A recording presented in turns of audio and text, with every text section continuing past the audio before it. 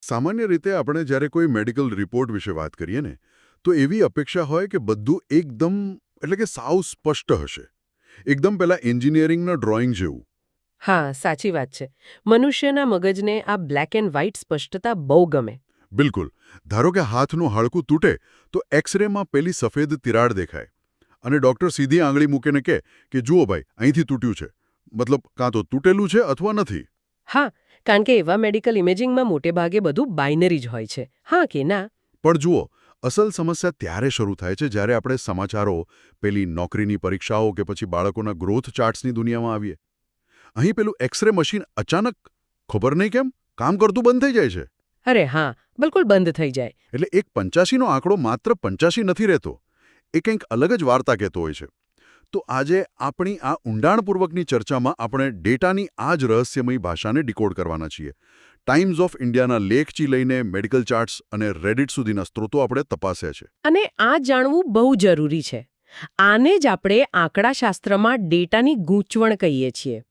આપણે અત્યારે એવી દુનિયામાં છીએ જ્યાં માહિતીનો મારો સતત ચાલુ જ હોય છે. એટલે જો આંકડાઓ પાછળનું ગણિત ન સમજીએ તો પછી ભલે સ્વાસ્થ્ય હોય કે રોકાણ, આપણું ગેરમાર્ગે દોરાવું બહુ સહેલું છે. સાવ સાચી વાત. તો ચાલો એકદમ પાયાની ગેરસમજથી શરૂઆત કરીએ. પેલો ટાઈમ્સ ઓફ ઇન્ડિયાનો લેખ હતો ને, એમાં એક બહુ જ સચોટ ઉદાહરણ હતું. પેલા વિદ્યાર્થીના સ્કોરવાળું? હા, એ જ. ધારો કે કોઈ વિદ્યાર્થી પરીક્ષામાં 100માંથી 85 પ્રશ્નો સાચા કરે છે તો તેને 85% મળ્યા ગણાય. આ તો સીધું ગણિત છે. પણ અચાનક એના જ સ્કોરકાર્ડમાં નીચે લખેલું હોય કે 90માં પર્સન્ટાઇલમાં છે. હવે આ 85 અને 90 આ બંને આંકડાઓ મગજમાં અથડાય છે. એટલે જ સૌથી મોટી મૂંઝવણ થાય છે. લોકો અવારનવાર પર્સન્ટાઇલને જ ટકાવારી સમજી બેસે છે. પણ જુઓ, અહીં સમજવા જેવી બાબત એ છે કે ટકાવારી પર્સન્ટેજ એ એક નિરપેક્ષ વેલ્યુ છે, એબ્સોલ્યુટ વેલ્યુ. એટલે કે એ ફક્ત એટલું જ બતાવે કે પેપરમાં કેવું લખ્યું છે. એકદમ સાચું. જ્યારે પર્સન્ટાઇલ એ કોઈ તમારો પોતાનો સ્કોર નથી, પણ એક રિલેટિવ એટલે કે સાપેક્ષ રેન્કિંગ છે. 90માં પર્સન્ટાઇલનો મતલબ એવો જરાય નથી કે તમને 90% માર્ક્સ મળ્યા છે. તો પછી એનો અર્થ શું થાય? એનો સ્પષ્ટ અર્થ એ થાય કે જેટલા પણ લોકોએ પરીક્ષા આપીને એ કુલ લોકોમાંથી 90% લોકો કરતાં આ વિદ્યાર્થીનો સ્કોર વધારે સારો છે. ઓહ, મતલબ એ હરીફાઈ બતાવે છે. આને સમજવા માટે મેં રેડિટ પર એક બહુ મસ્ત ચર્ચા વાંચેલી. કોઈએ પૂછેલું કે આ પર્સન્ટાઇલ જો 5 વર્ષના બાળકને સમજાવવું હોય તો કેવી રીતે સમજાવવું? અરે વાહ! અને શું જવાબ હતો? એક યુઝરે પેલી ખાવાની જે ગમી બેર આવે ને એનું બહુ જ મસ્ત વિઝ્યુઅલ ઉદાહરણ આપેલું. ધારો કે એક મોટા ટેબલ પર 100 ગમી બેર લાઇનમાં ગોઠવ્યા છે અને બધાને તેમના કદ પ્રમાણે ગોઠવ્યા છે. એટલે સૌથી નાનાથી લઈને સૌથી મોટા સુધી. હા, આ એક બહુ જ પાવરફુલ એનાલોજી છે. છે ને? હવે ધારો કે તમે નીચેથી ગણવાનું ચાલુ કરો. પહેલો, બીજો, ત્રીજો એમ કરતાં કરતાં 90મા ક્રમના ગમી બેર પર આંગળી મૂકો છો. તો આ 90મો ગમી બેર એ 90મો પર્સન્ટાઇલ છે. સીધી ભાષામાં કહું તો આ ગમી બેર એની પાછળ ઉભેલા 79 ગમી બેર કરતાં મોટો છે અને આગળના 10 કરતાં નાનો છે. એકદમ પરફેક્ટ ઉદાહરણ. એટલે આ બતાવે છે કે પર્સન્ટાઇલ એ કોઈ વસ્તુનું વજન કે માપ નથી, પણ આખી કતારમાં એનું સ્થાન ક્યાં છે એ બતાવે છે. તો જો હું મારા શબ્દોમાં આને મૂકું તો ટકાવારી એ આપણી કારના સ્પીડોમીટર જેવી છે. એટલે કે એ બતાવે કે તમે 80ની સ્પીડે જઈ રહ્યા છો. હા. અને પર્સન્ટાઇલ? પર્સન્ટાઇલ એ રેસમાં તમારી રેન્ક જેવી છે. ભલે તમે 80ની જ સ્પીડે છો, પણ જો રેસમાં 90% ગાડીઓ તમારાથી પાછળ રહી ગઈ હોય તો તમે 90મા પર્સન્ટાઇલમાં છો. સ્પીડ ગમે તે હોય, પાછળ કેટલા છે એ જ મહત્વનું. બિલકુલ. અને આ જ વાત વાસ્તવિક જીવનમાં બહુ મોટી અસર કરે છે, ખાસ કરીને મેડિકલ જગતમાં. પહેલા નોર્થવેસ્ટ ફેમિલી ક્લિનિક્સના ગ્રોથ ચાર્ટવાળા સ્ત્રોતમાં આનો ઉલ્લેખ છે. જ્યારે માતા-પિતા બાળકને ડોક્ટર પાસે લઈ જાય ત્યારે ડોક્ટરો એના વિકાસ માટે CDC કે WHOના ચાર્ટ્સ વાપરે છે. અરે હા, અને ત્યાં જ બિચારા માતા-પિતાની રાતોની ઊંઘ હરામ થઈ જાય છે. મેં જોયું છે કે જો ડૉક્ટર એમ કહે કે બાળક વજનમાં 20મા પર્સન્ટાઇલમાં છે તો મા-બાપને એમ લાગે કે જાણે બાળક ફેલ થઈ ગયું.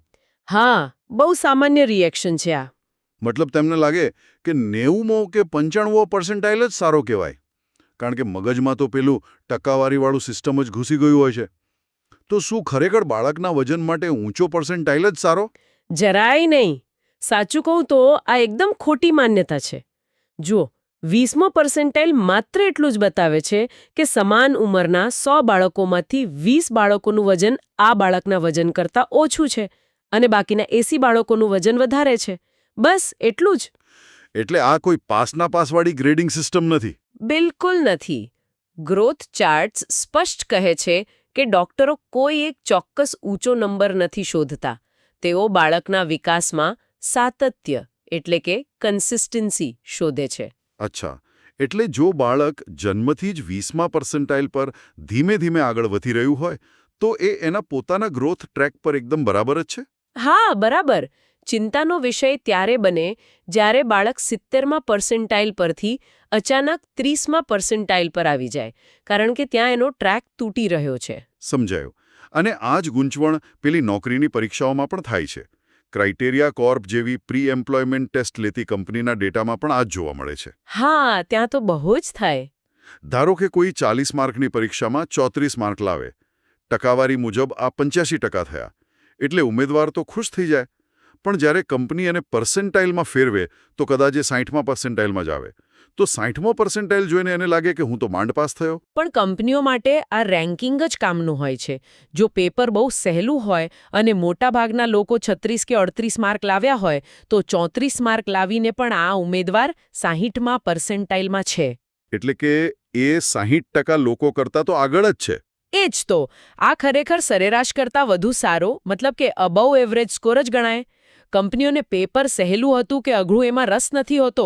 એમને એ જ જોવું હોય છે કે કોણ કોનાથી આગળ છે. હા, એ લોજિકલ છે. પણ ધારો કે તમે 60મા પર્સન્ટાઇલમાં છો, એટલે અત્યારે 60% લોકોથી આગળ છો. હવે આવતા વર્ષે ફરી પરીક્ષા આપો અને સ્કોર 5% વધી જાય, તો શું તમે 5% વધારે સ્માર્ટ થઈ ગયા? અરે ના ના. અને અહીં જ આપણે આંકડાશાસ્ત્રની બીજી એક ખતરનાક જાળમાં ફસાઈએ છીએ, જેને પર્સેન્ટેજ વિરુદ્ધ પર્સેન્ટેજ પોઈન્ટ્સ કહેવાય છે. વિકિપીડિયાના સ્ત્રોતમાં આની બહુ સરસ ચર્ચા છે. આ મેં સાંભળેલું છે. ન્યૂઝ ચેનલો અને રાજકારણીઓ આનો બહુ ઉપયોગ કરે છે, ખરું ને? હા, બિલકુલ. જ્યારે ટકાવારી પોતે જ બદલાતી હોય ત્યારે આ ગૂંચવણનો ઉપયોગ લોકોને ગેરમાર્ગે દોરવા માટે થતો હોય છે. એક ઉદાહરણ લઈએ. ધારો કે કોઈ દેશમાં ધૂમ્રપાન કરનારા લોકો 40% હતા. 10 વર્ષ પછી નવો સર્વે આવ્યો ને એ સંખ્યા 44% થઈ ગઈ. હવે સામાન્ય માણસ તો એમ જ કહેશે ને કે સારું છે, ધૂમ્રપાનમાં માત્ર 4%નો જ વધારો થયો. પણ ગણિતની દ્રષ્ટિએ આ સાવ ખોટું છે. જુઓ, જો તમે 40%નો આધાર લો તો 40ના 10% 4 થાય છે. અરે હા, એટલે 40 + 4. બરાબર.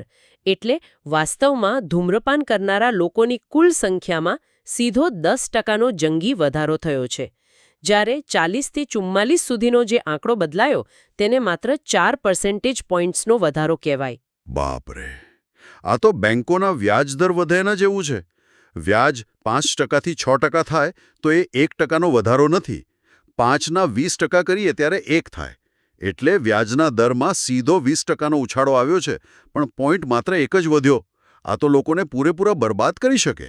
માત્ર બરબાદ જ નહીં, મેડિકલ અને ફાર્માસ્યુટિકલ ક્ષેત્રમાં તો આ રમત જીવન અને મરણ વચ્ચેનો તફાવત ઊભો કરી દે છે. પેલા વિકિપીડિયાના લેખમાં એક સિદ્ધાંત છે, નંબર નીડેડ ટુ ટ્રીટ, એટલે કે NNT. હા, ફાર્મા કંપનીઓ આ વાપરે છે. બિલકુલ. દવાઓ વેચવા માટે તેઓ ઘણીવાર આ આંકડાકીય જાળનો ઉપયોગ કરતા હોય છે. તો આ NNT કામ કેવી રીતે કરે છે, જરા સમજાવશો? હું સમજાવું. ધારો કે કોઈ નવી દવા બજારમાં આવી. કંપની દાવો કરે કે આ દવા 70% દર્દીઓને સાજા કરે છે, જ્યારે દવા લીધા વિના આપમેળે સાજા થનારા લોકોનો દર 50% છે. ઓકે. હવે માર્કેટિંગવાળા પ્રેસ કોન્ફરન્સમાં શું કહે છે? એ લોકો કહેશે કે અમારી દવાથી સાજા થવાના દરમાં તો અદ્ભુત વધારો થયો છે. તેઓ સાપેક્ષ વધારો બતાવશે. પણ હકીકતમાં 70 અને 50 વચ્ચેનો સીધો તફાવત તો માત્ર 20% પોઈન્ટ્સનો છે. તો શું આ 20 પોઈન્ટ્સ પરથી NNT ગણાય છે? એકદમ બરાબર. NNT શોધવાનું સૂત્ર સાવ સરળ છે. 1ના છેદમાં પર્સન્ટેજ પોઈન્ટ્સનો તફાવત. એટલે કે 1ને 0.20 વડે ભાગો તો જવાબ આવશે 5. ઓકે, જવાબ 5 આવ્યો. પણ એક દર્દી માટે જે હોસ્પિટલમાં સૂતો છે, એના માટે આ 5ના આંકડાનો અર્થ શું થાય?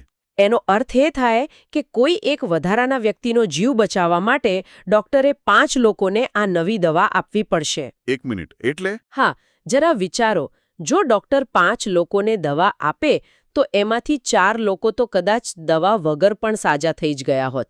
માત્ર એક જ દર્દી એવો છે જે ખરેખર આ દવાની અસરથી સાજો થયો છે. ઓ માય ગોડ, આ તો આખું દૃષ્ટિકોણ જ બદલી નાખે એવું છે. એટલે જો આ દવા બહુ જ મોંઘી હોય અથવા એની બહુ ખરાબ સાઇડ ઇફેક્ટ્સ હોય તો 5માંથી 4 લોકો બિનજરૂરી રીતે સહન કરી રહ્યા છે. હા, અને એટલે જ માત્ર ટકાવારીની જાહેરાતો જોઈને પ્રભાવિત થવાને બદલે પર્સન્ટેજ પોઈન્ટ્સ અને NNT સમજવું બહુ જરૂરી છે. નહીંતર કોઈ પણ કંપની તમને છેતરી શકે. વાહ, ડેટા કેવી રીતે છેતરે એ તો સ્પષ્ટ થઈ ગયું. હવે આપણે સરેરાશ એટલે કે એવરેજ વિશે વાત કરીએ. આપણા ત્યાં મોટાભાગના નિર્ણયો એવરેજ પરથી જ લેવાતા હોય છે. સુલિવાનના આંકડાશાસ્ત્રના પુસ્તકમાં ક્વોન્ટાઇલ્સ, ક્વોર્ટાઇલ્સ અને આઉટલાયર્સ વિશે બહુ રોમાંચક માહિતી છે. હા, જુઓ, ક્વોર્ટાઇલ્સ એટલે ડેટાના 4 સરખા ભાગ પાડવા. જેમ પર્સન્ટાઇલ ડેટાના 100 ભાગ પાડે તેમ ક્વોર્ટાઇલ્સ 4 ભાગ પાડે. અને આમાં જે 50% વાળો માર્ક છે, જેને આપણે વચલો હિસ્સો કહીએ, તેને મધ્યસ્થ અથવા મીડિયન કહેવાય છે. આમાં પેલું હાઈવે લોસ ડેટા ઇન્સ્ટિટ્યૂટના વાહન વીમાના ક્લેમનું ઉદાહરણ બહુ જ આંખ ઉગાડનારું છે. તેમાં 18 ક્લેમનો ડેટા આપ્યો છે. હવે જ્યારે બધા ક્લેમનો સરવાળો કરીને સરેરાશ એટલે કે મીન કાઢવામાં આવે છે તો તે $3,844 આવે છે. હા, અને મીડિયન કેટલું છે? એ જ તો. જ્યારે ડેટાને લાઇનમાં ગોઠવીને મધ્યસ્થ જોઈએ તો તે માત્ર $1,805 જ છે. આવું કેમ? એક જ ડેટા માટે સરેરાશ અને મધ્યસ્થ વચ્ચે આટલો મોટો તફાવત? કારણ કે સરેરાશ એટલે કે મીન એ બહુ જ સંવેદનશીલ બાબત છે. પેલા 18 ક્લેમમાં મોટેભાગે ક્લેમ નાના જ હતા. કોઈનું બમ્પર તૂટ્યું હોય તો કોઈનો કાચ. પણ એમાં એક ક્લેમ બહુ મોટો હતો, $21,147 નો. ઓહ, એટલે આને આઉટલાયર કહેવાય. હા, આ એક જ મોટો આંકડો આખી સરેરાશને ખેંચીને ઉપર લઈ ગયો. જ્યારે મધ્યસ્થ તો માત્ર વચલો આંકડો જ જુએ છે. એટલે એ આવા આઉટલાયર્સથી પ્રભાવિત થતો નથી અને તમને સામાન્ય લોકોનો સાચો ક્લેમ બતાવે છે. પણ 1 મિનિટ, અહીંયા મને થોડી શંકા છે. ધારો કે હું વીમા કંપનીનો CEO છું.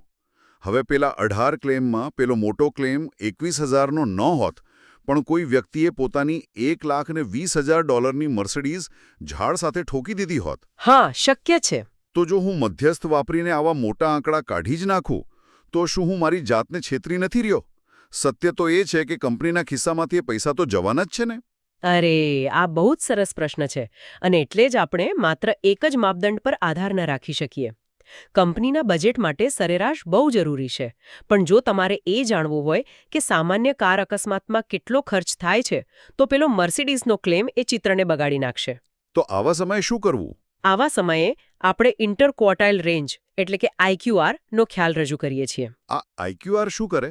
એ ડેટાના સૌથી નીચેના 25% અને સૌથી ઉપરના 25% હિસ્સાને કાપી નાખે છે અને માત્ર વચ્ચેના 50% ડેટા પર જ ફોકસ કરે છે.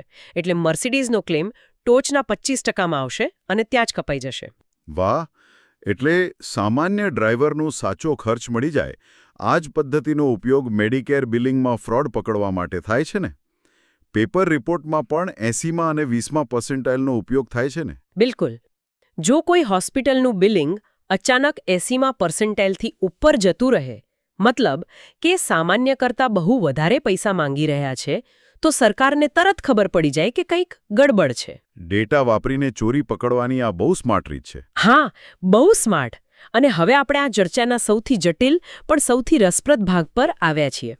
અત્યાર સુધી આપણે એક જ પ્રકારના ડેટાની વાત કરી, વાહન વીમાની તુલના વાહન વીમા સાથે. હા. પણ ધારો કે તમારે તદ્દન અલગ-અલગ પરિસ્થિતિઓમાંથી આવતા ડેટાની સરખામણી કરવી હોય તો શું? અરે હા, પેલું સુલિવાનના પુસ્તકમાં બેઝબોલનું ઉદાહરણ છે જ ને.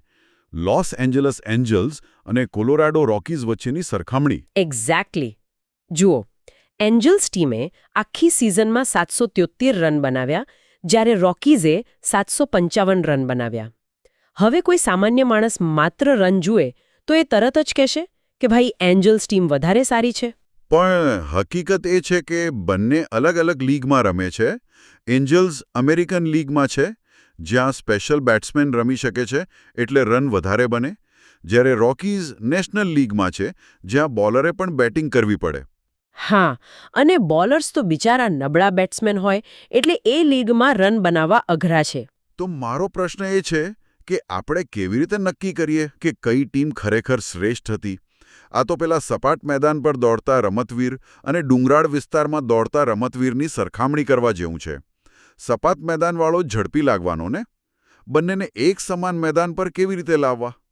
આના માટે આંકડાશાસ્ત્ર આપણને એક જાદુઈ હથિયાર આપે છે, જેને કહેવાય છે ઝેડ સ્કોર. ઓકે, આ ઝેડ સ્કોર. હા, આ સ્કોર અલગ અલગ લીગના વાતાવરણને અસરને દૂર કરી દે છે. એનું સૂત્ર છે વેલ્યુમાંથી સરેરાશ બાદ કરો અને એને સ્ટાન્ડર્ડ ડેવિએશન વડે ભાગી નાખો. પણ એક મિનિટ.